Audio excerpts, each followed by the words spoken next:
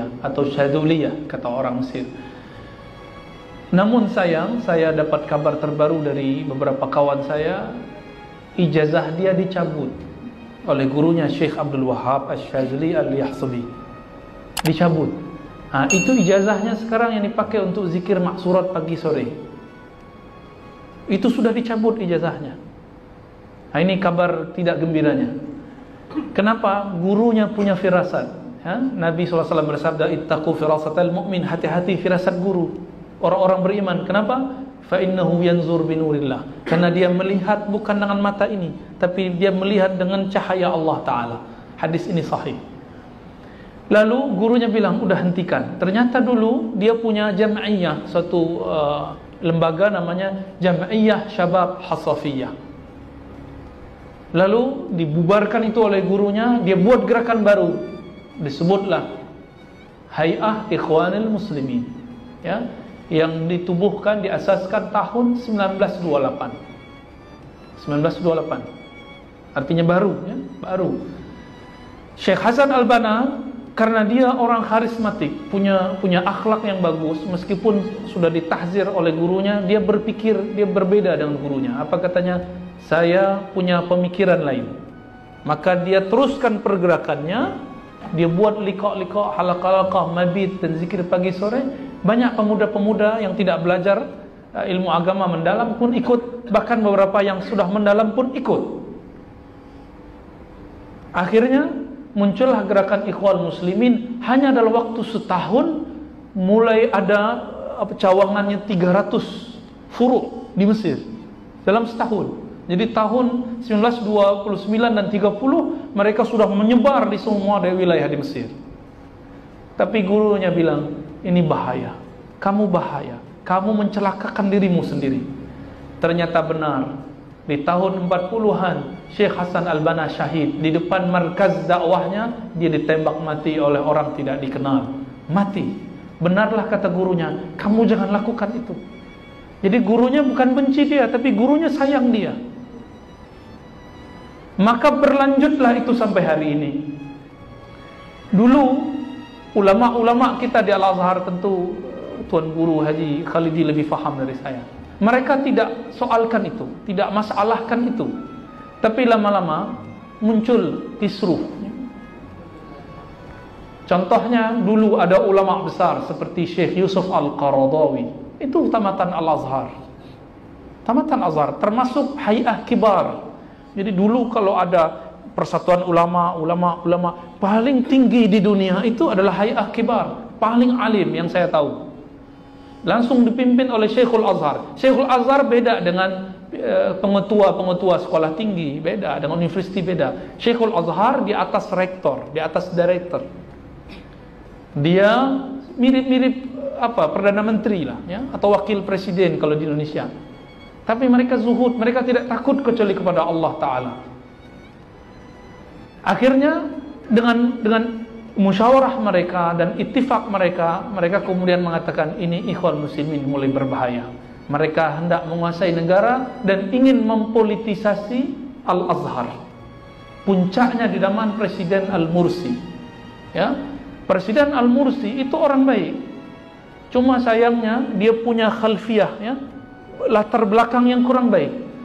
Dia langgar lebih dari 20 qanun, akhirnya dia terpidana seumur hidup di penjara, bahkan hukuman mati karena melanggar itu. Negara sudah sepakat tutup jalur Gaza, dia buka.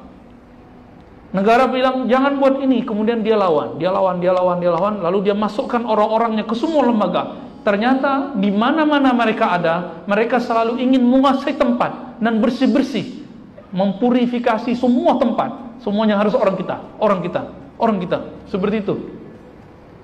Akhirnya gerakan ini dibekukan oleh pemerintah. Itu sebabnya belakangan hari ulama Azhar kemudian menjadi penyokong pemerintah paling depan, sehingga dituduh penjilat pemerintah. Tidak, mereka tidak penjilat pemerintah. Pemerintah yang jilat mereka.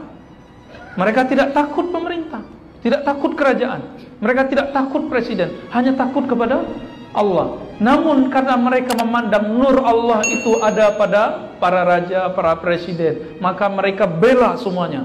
Sehingga ikhtilaflah dua imam, Syekh Ali Jum'ah dan Syekh Yusuf Al-Qaradawi. Mereka pun ikhtilaf, apalagi orang di bawahnya kayak kita-kita ini, ya.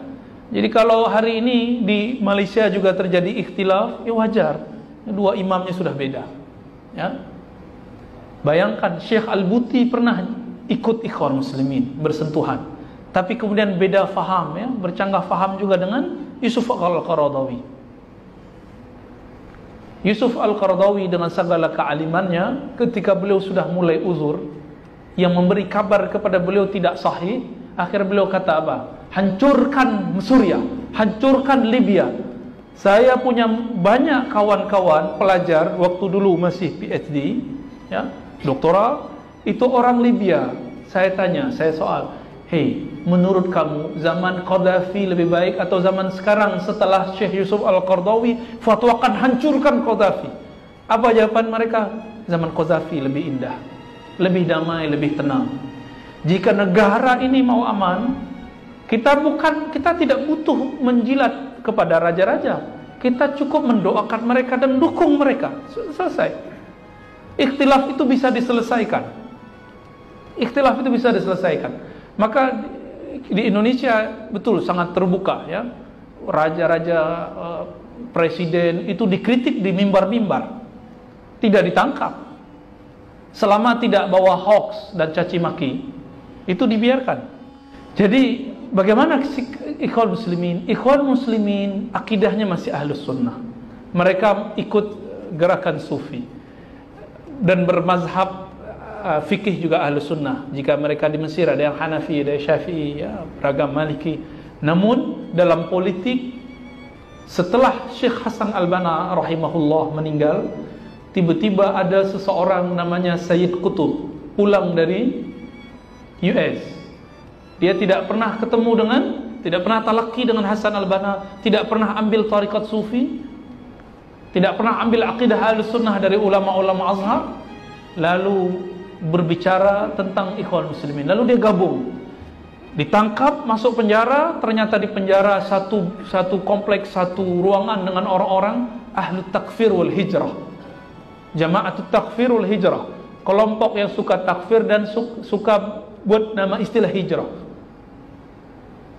Maka masuklah ajaran-ajaran fikrah takfir dalam tafsir Said Qutb, dan Ma'alim fit Thariq, dan ajaran-ajaran Ikhwan menjadi ajaran takfiri sampai hari ini.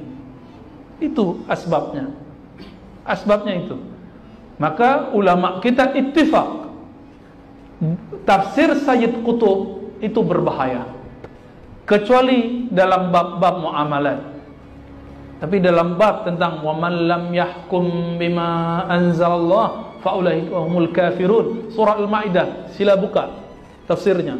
Itu tafsir isinya terorisme, isinya ekstremis. Dia kata apa?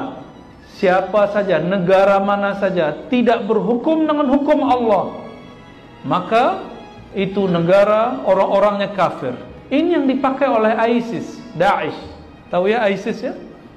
Mereka buat 20 usul. Nomor 11-nya kata apa? Negara mana saja yang tidak berhukum dengan hukum Quran, maka boleh perangi tentara-tentara dan polisi-polisinya, polis-polisnya.